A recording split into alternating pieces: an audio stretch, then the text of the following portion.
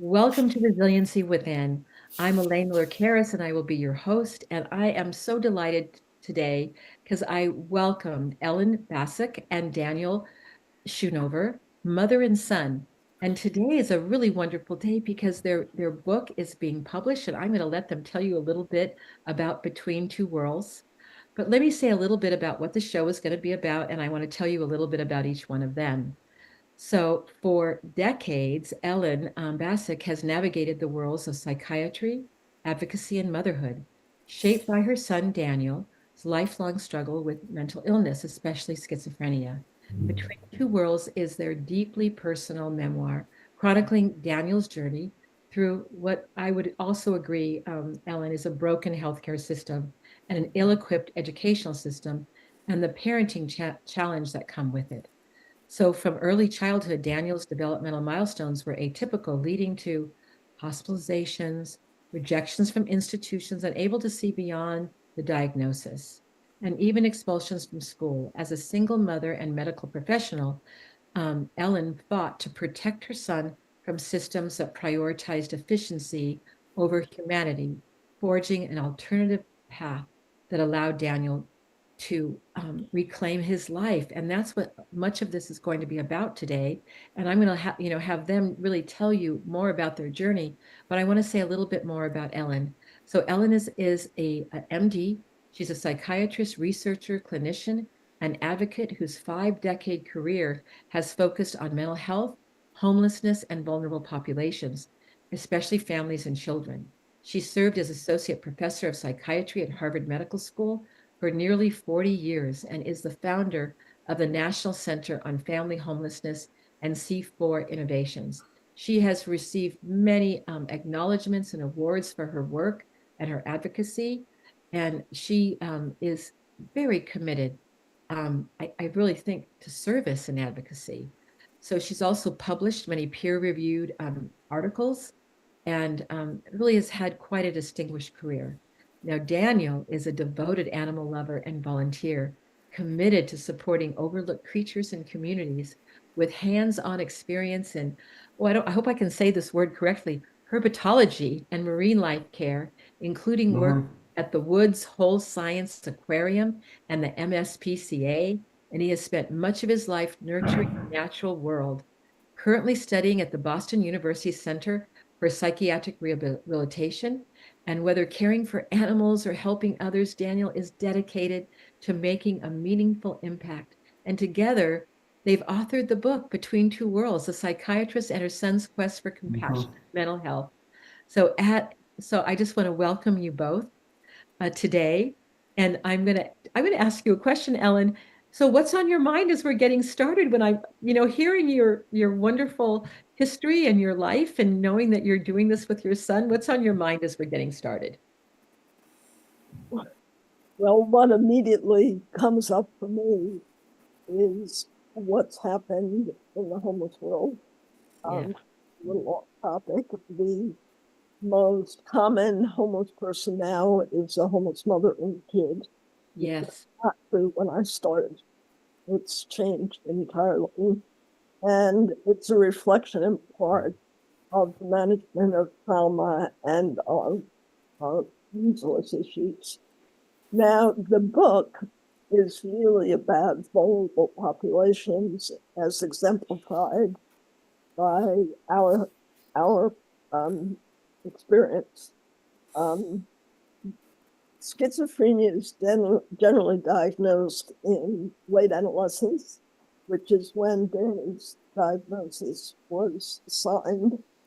But early on, he had various other difficulties starting in preschool and was actually sort of half kicked out of school at age 11 and never went back to any kind of formal school setting after that.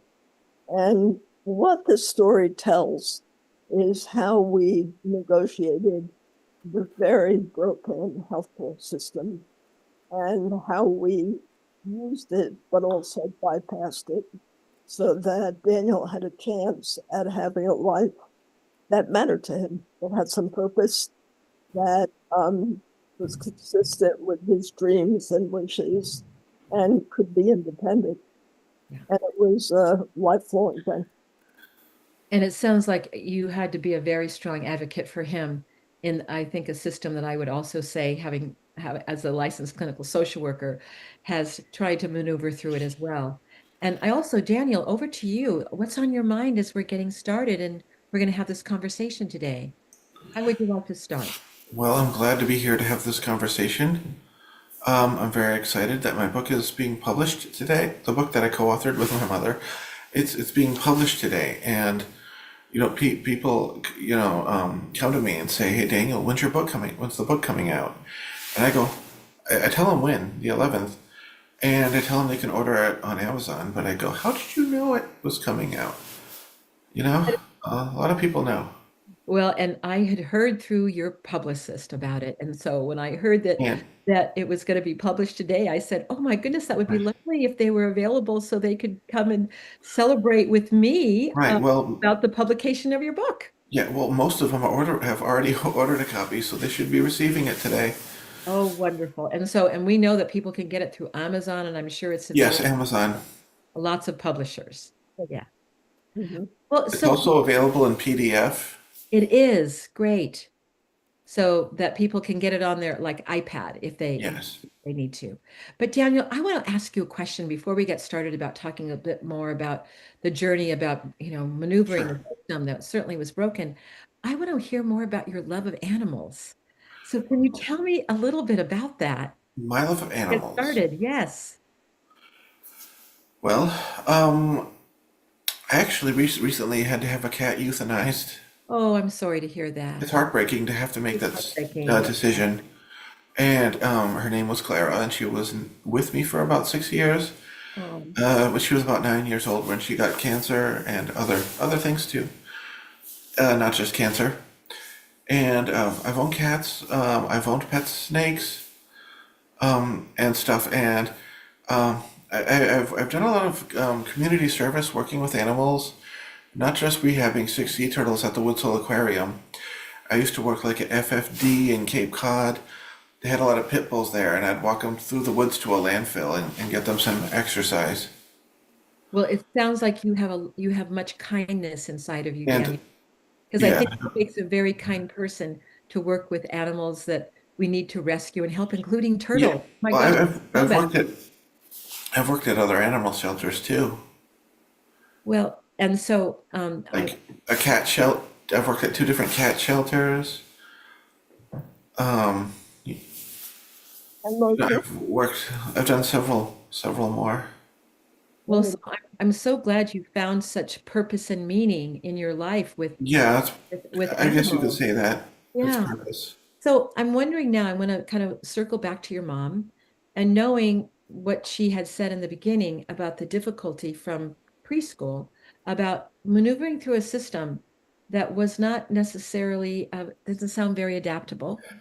And if you can say a little bit more, because Ellen here as an MD, as a psychiatrist, you have a lot of skills and a lot of knowledge. And I often think about, oh my gosh, parents who don't have the knowledge that you have and how difficult it can be.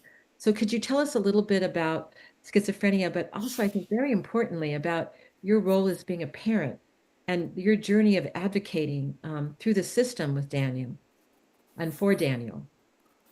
Well, the problem started very, very early. We were aware when Daniel was a toddler that he had some developmental delays. And as you point out, we had contacts within the system and could get him evaluated. The problem with the standard approach that we took at the beginning was that he got slapped with a lot of labels, and the labels often dictate treatment. And at the beginning, of course, it was always ADHD, which is the common for everything. But starting in preschool, Danny was evaluated for a core evaluation, and that started the journey of difference and difficulty.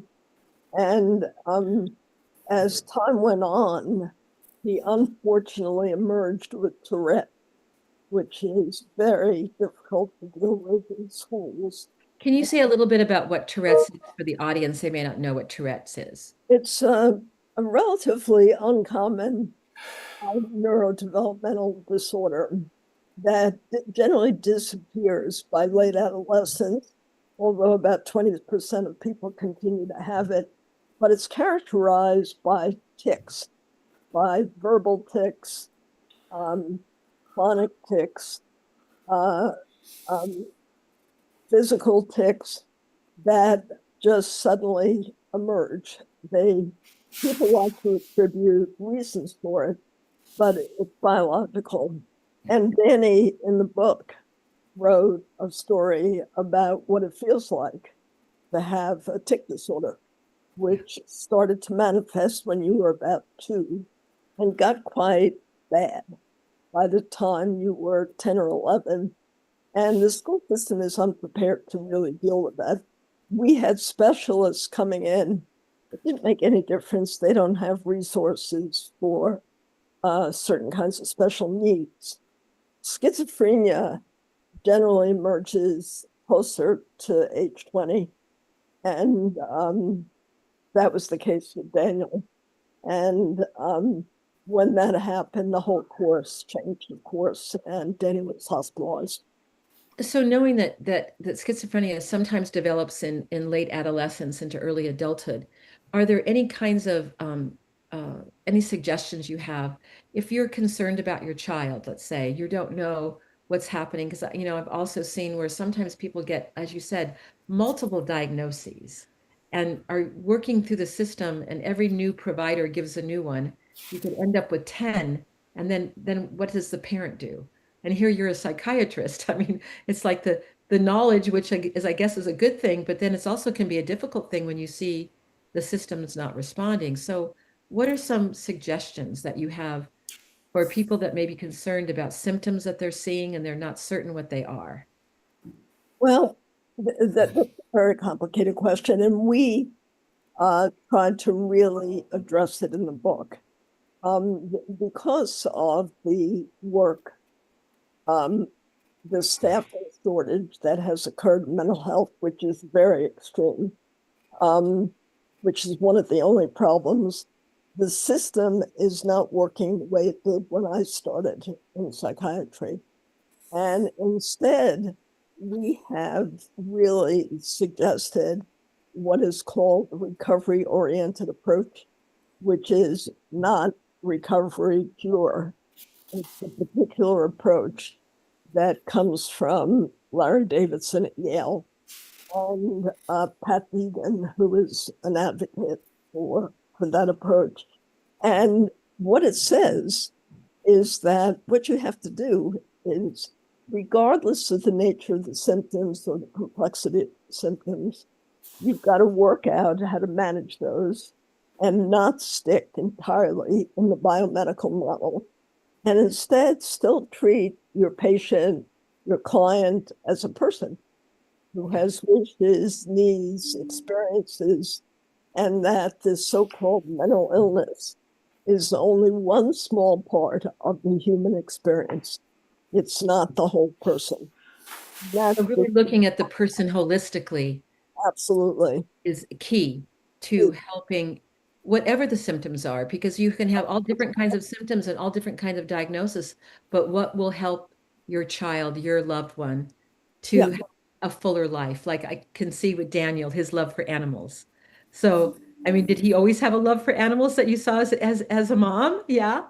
Yeah, Daniel had a collection as a young child, which I had to get used to, of giant snakes. Oh, I I did actually, and I had the first snake I got was a red-tailed boa, oh my. and it was actually strangling me to death at one point, and my mother got it off me. Oh my goodness. Like, and it also bit me twice. And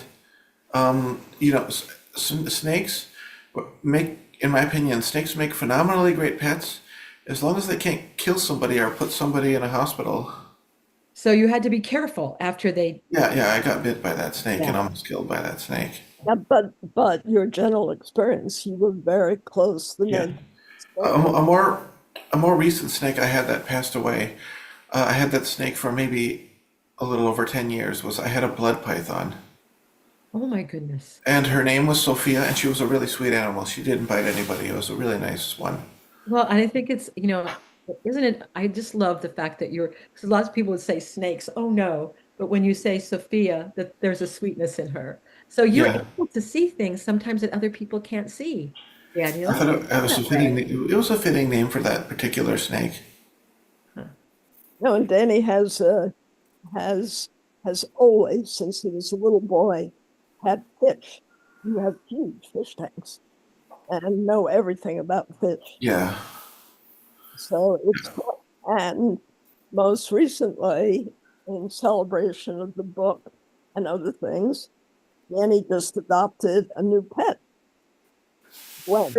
Yeah, so can you tell me about your new pet? I have a little tarantula in an enclosure. Oh my goodness. And so tarantulas are actually quite pretty, aren't they? They're very furry. They're striking. They're Yeah. fascinating creatures, Well, I live in California, like I shared with you, and I go sometimes hiking in the right? woods, and I see tarantulas in the wild, and I've learned to just observe them. They're so beautiful. So, how did you decide to get a tarantula, Daniel? You know, I wanted something that could be in a small enclosure and very manageable, but I did want a pet. I've looked at Pac-Man frogs, tokay geckos, uh, like corn snakes. I decided on a tarantula when I went and I saw the tarantulas at Petco, and Really, at Petco, I didn't know they had them there. I took one home. My goodness. Well, so it sounds like as your mom said, that she had to get used to your, I guess your liking of exotic pets.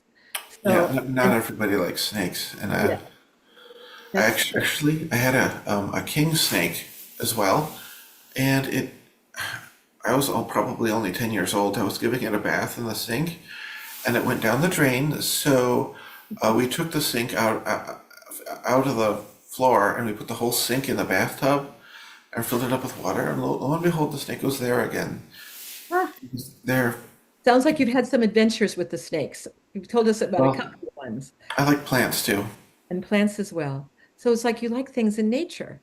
So I'm gonna, your mom said something that was so important about, helping you with your holistic vista of Yeah, the world and saying, well, yes, there might be this issue, but then there's so much more to Daniel, and that she nurtured that. And so, yeah, what was that like for you, for her to understand that you wanted exotic animals? Was yeah. that I mean, did that feel comforting for you that she was I, able? I totally wanted exotic animals. I recently just got a pitcher plant. They're neat. They eat flies. Oh my goodness. It's a nice one. I have it in the corner. I don't know if you want to see it or not, but Well, maybe we can see it after the show. I'd love to see yeah, it. sure. Oh, All right. but I've always liked the exotic things like fish tanks and snakes and stuff. It's always been a pleasure of mine to keep those. Well, I'm so glad that you have that aspect of your life because it sounds like it really enriches your life and also that you have a lot of knowledge about it. So that's wonderful. So I'm going to ask your mom, kind of circling back again, that as you were, really knowing and understanding, and it sounds like that was also key to your professional career, is that you may have a mental health condition, but there's so much more to this person. And why, if we develop that, how does that help that person journey through their life in the best possible way? So can you say a little bit more about that, Ellen? Because I don't think everyone understands that concept. Well, rather than take a narrow biomedical approach, which was definitely a key part of the management of schizophrenia, Danny is it's okay, Danny, I hope for me to say this, Danny's medicated and will be forever. Um, but most importantly is what is his life going to be about? Who is he? And he's not that diagnosis. The Right. diagnosis is one part that has to be managed. Now, what we did in response to it is very early on, I hired, when Danny was homeschooled, starting at about age 12, we hired non-traditional providers. I made a point of staying away from mental health people, which was a little odd since Yeah, I remember all of those people. Well, yeah, we're still in touch with them. can you say a little bit about the non-traditional folks that you brought in? Because that would be important for us all to know about that. Well, two examples when you were adolescent, Danny, was Aaron and Albert. Um, Aaron now is a special needs school teacher in California, has had a rocky history, lived in Cambodia for many years. And Albert was a student at Boston University from El Salvador, Hmm. had been raised very poor, and is currently a trainer. He's in upstate New York. We've been in touch with them, but they saw Danny as a kid struggling to grow up who had a lot of challenges. They didn't see him as a label or as odd, or so that was the beginning. And we put together a treatment team that is non-traditional and has multiple people on it.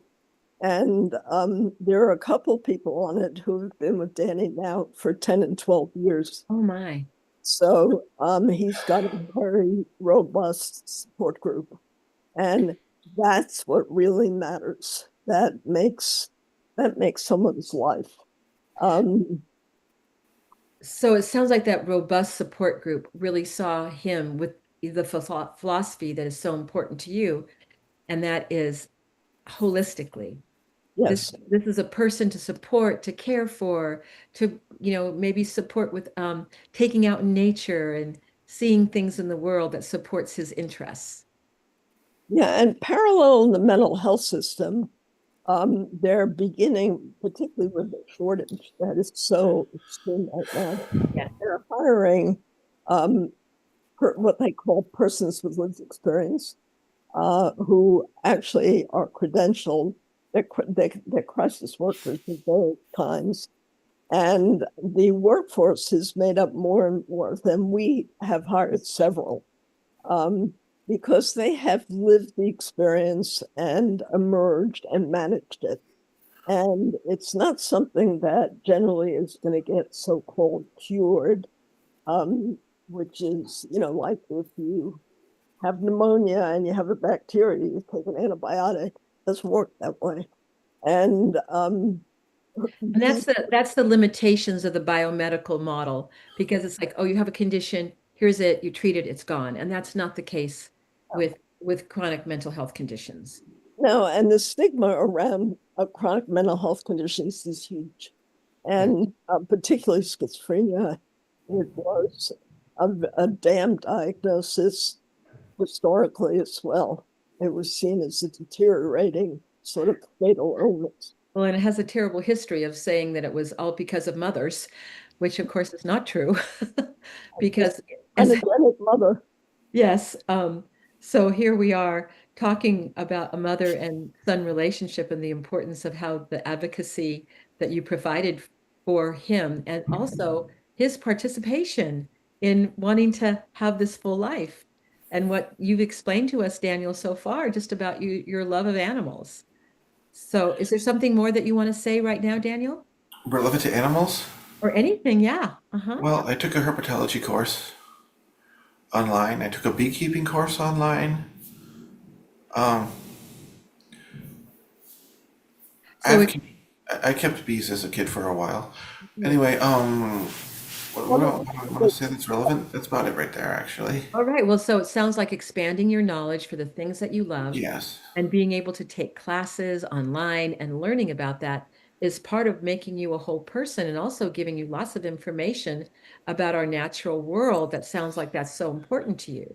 Now, what we're going to do Right. we're going to take a short break, and we're going to come back. And what I Okay. think might be a good thing to do when we come back is, you both had shared to me that you want to talk a little bit about the trauma, about PTSD Yeah, and the trauma. Definitely want to talk about that. Yeah, and so what we'll do when we get back, because there's one thing about being diagnosed with a condition, and then another thing about sometimes the trauma that we get from working with a system that's not responsive. And I Right, don't know exactly about what you're going to talk about, but we'll talk more about the journey of trauma that you both have experienced and also some ideas of how to manage that as well. So we'll be back in just a couple minutes and we'll continue this conversation with Ellen and with Daniel, and we'll hear more about their book because I imagine many of the things that may be important for us to learn about are in their book. And we'll hear a little bit more about that too. And we're going to hear from our sponsor, the Trauma Resource Institute, and the good work that they do. And as you all know, that I founded that organization. So we'll be back in great. a couple of minutes.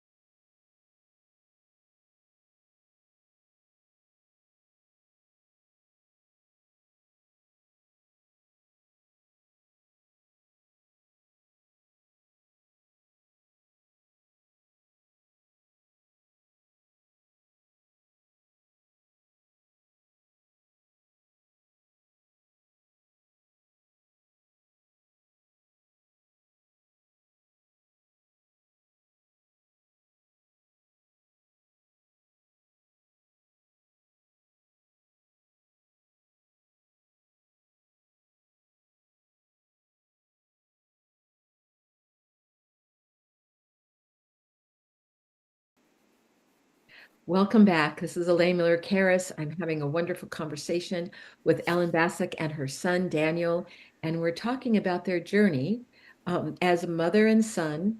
I imagine learning from each other, probably still to this day. I know I keep learning from my kids, but they have had a particular challenge in dealing with a system that was not always responsive and also helping Daniel navigate a life with schizophrenia. So right before the break, we were talking about, and that's very important for both of them to talk about the trauma that they have experienced. And I know that Daniel, you especially wanted to talk about post-traumatic stress disorder. Some people call Mhm. it post-traumatic stress condition. And so if you'd like to say a little bit about that, and then your mom can add in with her clinical Okay, other experience. All right. Okay. Go ahead, Daniel. well, I believe I've had some trauma in my past and it didn't get treated at all. And, like having like flashbacks, memory relapses of things. Uh, I mean, I managed to do well enough without it getting treated, but I didn't even get really, diagnosed with PTSD. I got diagnosed with things like Tourette syndrome, temporal lobe epilepsy at one point, and eventually schizophrenia. But it doesn't plague me much these days. It did exist in my life and mind for some time. And so I know that was part of the also some of the traumas that you had related to also hearing voices. I know that that was something that your mom thought might be good for you to talk about. Well, the voices were traumatic at first. What was also traumatic is me losing all the independence I pretty much had when I first got diagnosed. I spent about 11 months in a psychiatric unit with and it's, I was pretty independent there, like to an extent, but it did really cut into my freedom quite a bit. and until I was years later, I learned to live on my own again, which is good because that's freedom. Yes. And I have my own apartment, and things are better for me. But it's very confusing coming down with being diagnosed with schizophrenia because you lose some of your freedom, and it's very confusing and it's scary and a total disaster. Yeah.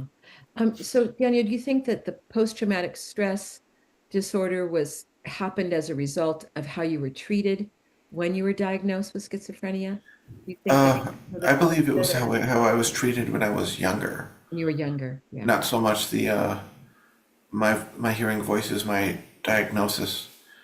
It happened when I was younger. I did not have a good time in schools Yeah. and in programs, and it led to what you could probably pretty much say is trauma. Yeah. Well, it sounds that way. And I think it's important to highlight that because there's one thing about having a condition like your mom says is biological, right?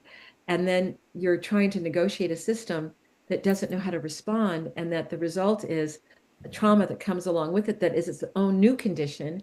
And sometimes that condition gets shrouded or covered up Right. because, oh, it's just schizophrenia, and not dealing also with helping you with the trauma. But it sounds like I want to bring your mom in on the conversation about that because you felt that was important to talk about, Ellen, was about the trauma and maybe some of the things that you as a family did to help Daniel with the trauma. The one important thing to say is that trauma in the world of psychiatry was not at its forefront until Judy Herman's book in Yes. 1992. Judy Herman and I were interns together. I know. Oh my gosh, I'm in awe. I Yeah, mean, when I read that book, that changed my life. yeah, Yes, yes. but it was not functional in the psychiatric world that I was in, so it was not considered. Danny had, from early on, many traumas that were family generated. Um, Danny, I hope this is okay for me to say, but Danny's adopted, and that started many of the difficulties. And we had another baby that we were very attached to, baby Rachel, who was taken away by the state, which was horribly traumatic. Oh, And then there were a series, my divorce, we had a catastrophic house fire. There were many events, but the most prominent was the school system. Danny was in many different schools, different classes, isolated in special rooms at Manville, as he described many times. It's in the book. Danny wrote about it, being put in seclusion and people, as you put it, torturing you. And um, and then finally, the very long hospitalization. Jane was in the hospital at that point 11 times, each time more traumatic than the next. The best that they could do was polypharmacy medications, of which were that was work. Um, and um, it took what we finally did is pulled him out of everything and took him to his father's house on Cape Cod. And that's where you began working at Woods Hole and began to reclaim his life.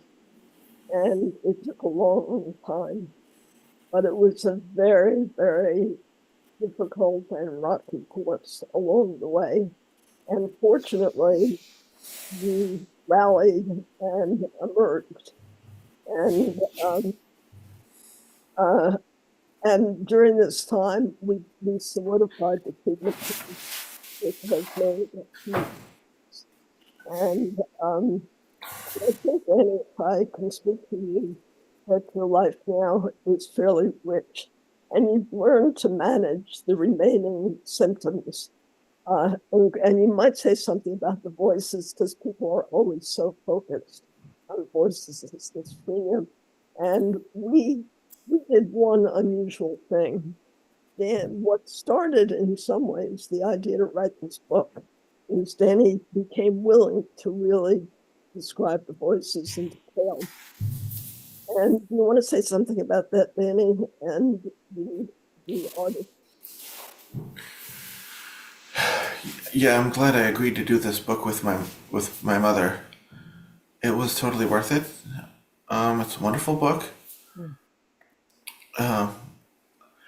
and like we said, like was mentioned earlier, it's available on Amazon.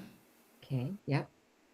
And so if you can say more, Daniel, it sounds like your mom thinks that this, when you decided to talk about the voices, was an important point of your life Right, that the also fits voices. the book. So can you say a little bit about the voices and what you'd like people to know? Voices, well, they were unrelenting and extremely distracting and stressful to have until I actually got a job working at Home Depot, and they sort of became they simmered down a lot, and now they're only just distracting, but it's not super bad. It's for some reason like working at Home Depot, sorting things around, moving things. You think that activity helped you in I terms think that activity helped me get rid of most of my voices turning the and volume down on the voices so they weren't as prominent? turning the volume down on the voices as well as their actions. Okay. They quit, and I still hear them, of course. But I got laid off after 4 months working at Home Depot, and I've got to say that job didn't suit me at all. Uh-huh. But it did turn the That's when my volume voices down. abated and stopped what they were doing. I just I hear them, but they've simmered down a huge amount. And so did they after you left Home Depot, did they still stay They more stayed like that way. quieter? Right. And But so and the so more, go ahead, the Ellen. more, the thing to say about the voices is they really emerged when you were late adolescent, but people didn't really know about it.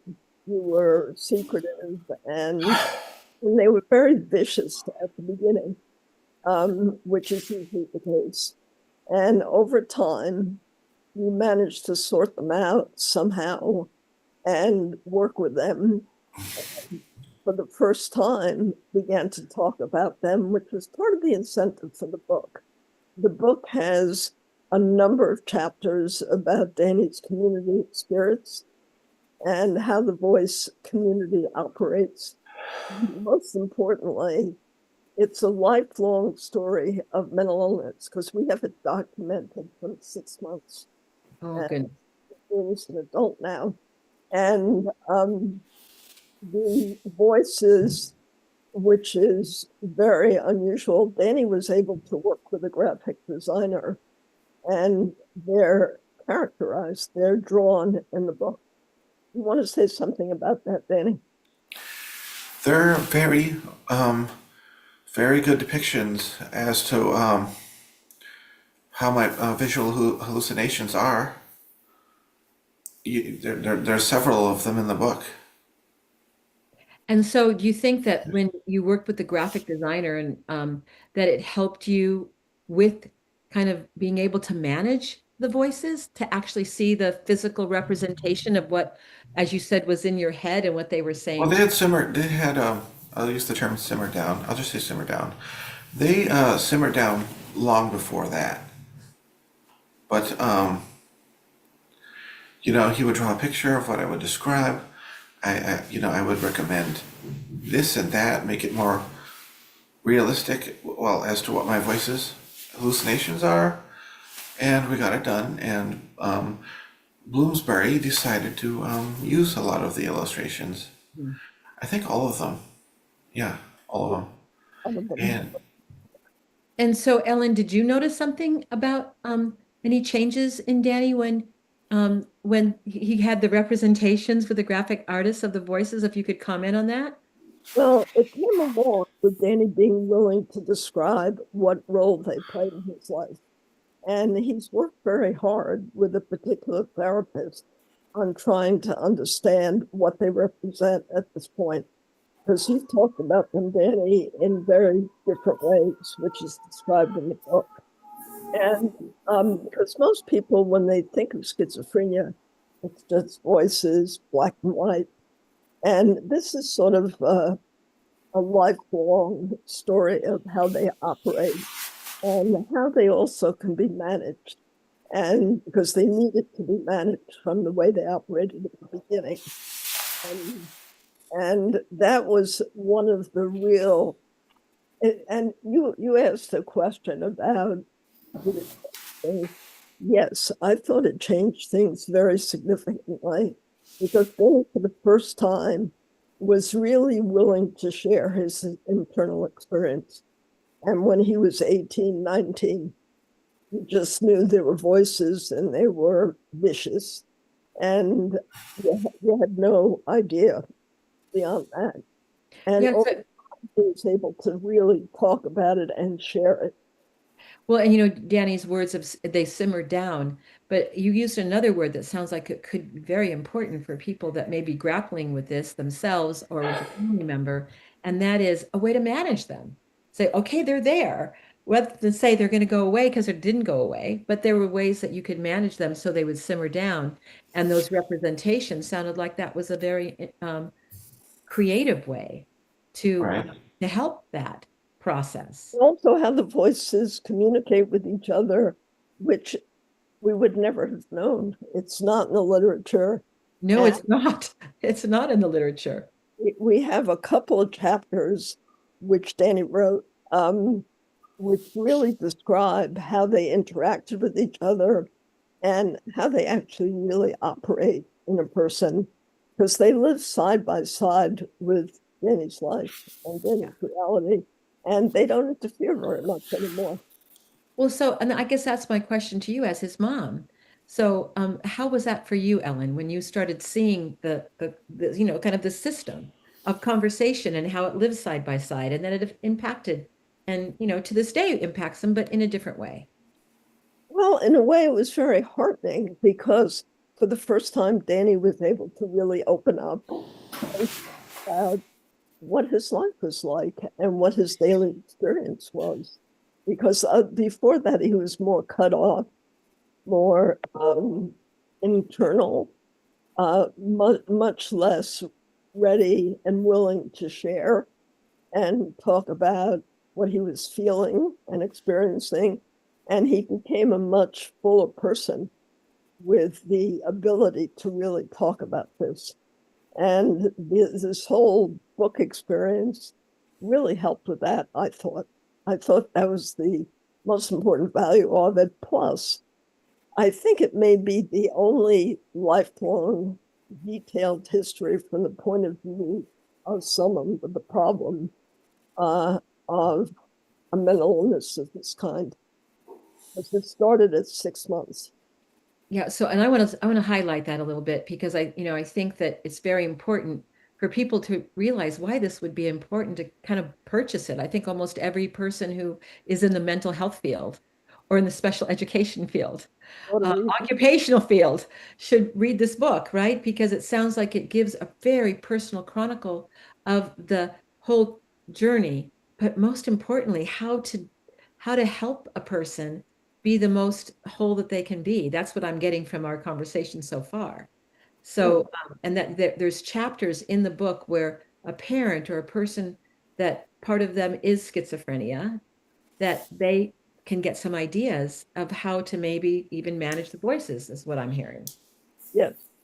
And Danny, to your credit, has been very successful in managing them and has worked very hard to do that. I don't think they are an overriding factor in any way now, whereas at the beginning, they absolutely were. Well, And it's depicted in the book. well, and Danny, I have a question for you.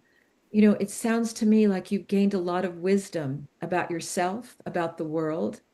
If there was someone that, let's say, was just starting this journey and doesn't know, maybe their voices are loud, is there some advice that you would give to them from your personal journey of what you would like to share with them? Yeah, yeah, yeah, I think so. What would I share with somebody that just got diagnosed with schizophrenia, get a doctor, get a treatment team if you can afford a treatment team, get a doctor too. Get a doctor who understands it and get a treatment team like was put together Yeah, by you and your mom in terms of the holistic treatment team. right. And who just is not going to pop a pill. It's not going to do it. So medication is part of the experience because I know that can help with It, symptoms, but that's not the whole thing. In fact, that's it, one part. it also is going to require a lot of talking and a lot of working things out, doing like a daily reality check if you can. And so, Danny, sometimes when I've been talking to people, they've said in certain times of their life when they've had, like when you were in the treatment in the inpatient unit, sometimes people lose hope. Did you ever lose hope? And if you did lose hope, how did you regain it? I lost a lot of hope when I first got hospitalized. A part of me died inside, actually, Yeah. and I didn't know where I was or what was going to happen. And I saw movies, like One Flew Over the Cuckoo's Nest, and movies like that. And I thought this is going to just be terrible.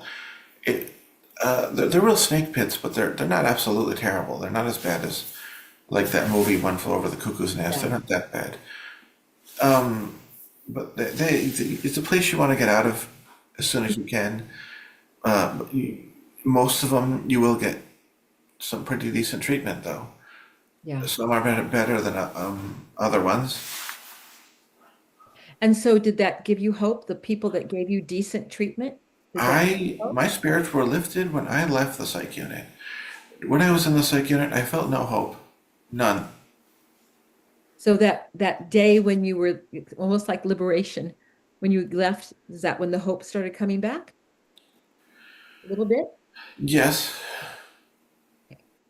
Well, and I asked that question because have found in my experience that when we lose hope, that there can be something that can be different from us, that's when um, we sometimes struggle the most in life. But when I'm hearing you speak now about the richness of your life, um, your animals, your right. stories about the tarantula and the snakes, and Hmm. your advocacy in terms of helping the Right. turtles.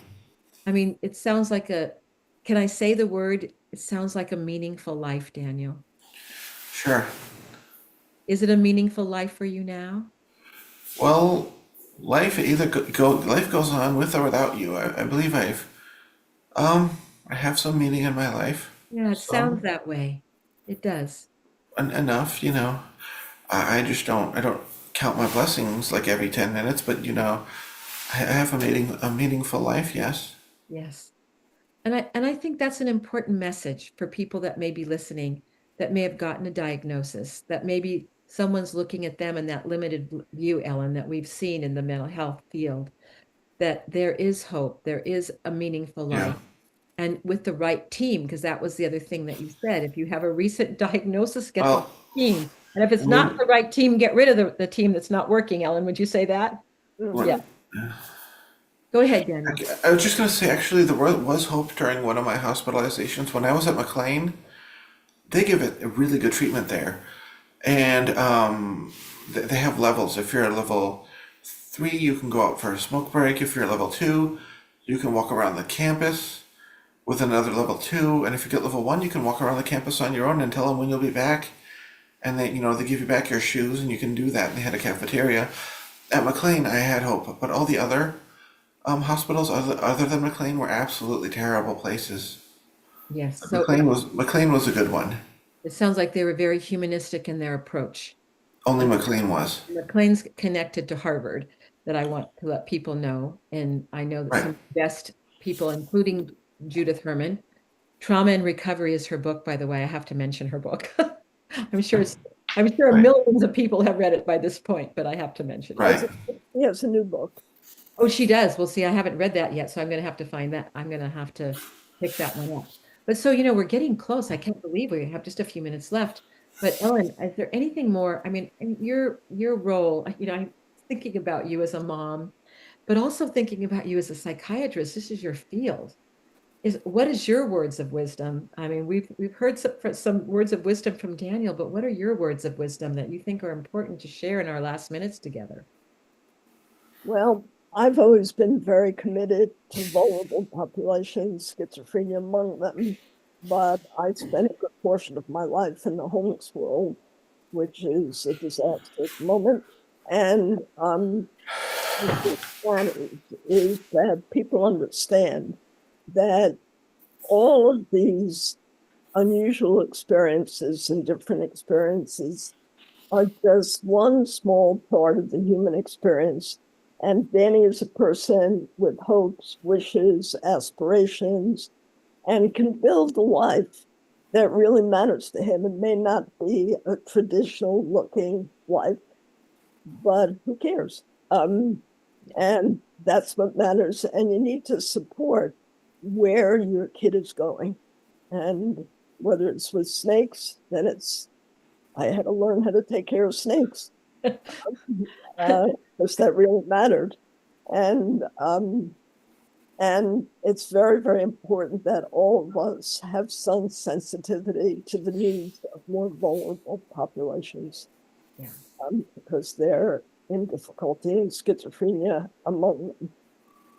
Well, and there's another question I have for you is that from what I've heard so far, it has not been an easy journey for you either. And I'm wondering what or who helped you get through this journey? What was it, Ellen, that was, you know, that beacon, something that you held on to keep going?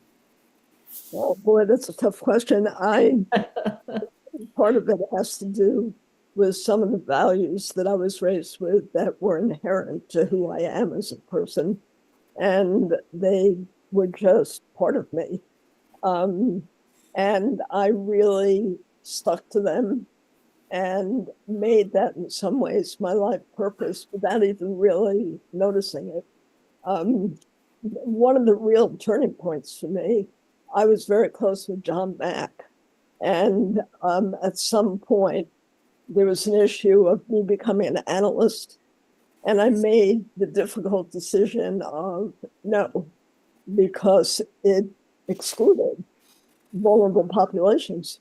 And that's the point that I began to move into the homeless arena. And schizophrenia is a neglected label at this Yeah. point. About 4 million people in the country have it, and people are afraid of it and they just pop pills. Um, and we need to remember that Danny's a person and everybody else with these problems are people like you and me. Yes. And I want to say again, please pick up their book, Between Two Worlds: A Psychiatrist and Her Son's Quest for Compassionate Mental Health Care. And I'm going to say it again, Between Two Worlds: A Psychiatrist and Her Son's Quest for Compassionate Mental Health Care. I think it should be maybe a required read for everyone. I want to thank you both. Daniel, thank you so much for being Thank on you. the show. And really thank you for sharing your journey and being so vulnerable in a way that I hope that you know that deciding to write this book with your mom is going to impact many people's lives in Oh, ways yeah, you might not even imagine yet. There's I can imagine. oh, good. I'm glad that you can imagine that. Yes, and Ellen, my hat's off to you, both as a mother and as a mental health professional who's had some of the same observations that you have. I think there's people like you that will help to change the perspective of, we don't say someone is a canceretic, for example. The way that we describe people is not very kind in the biomedical world. And to think about people as people is very important. So as we're getting ready to end today, is there one more thing you want to say, Ellen? Seems like you were ready to say something.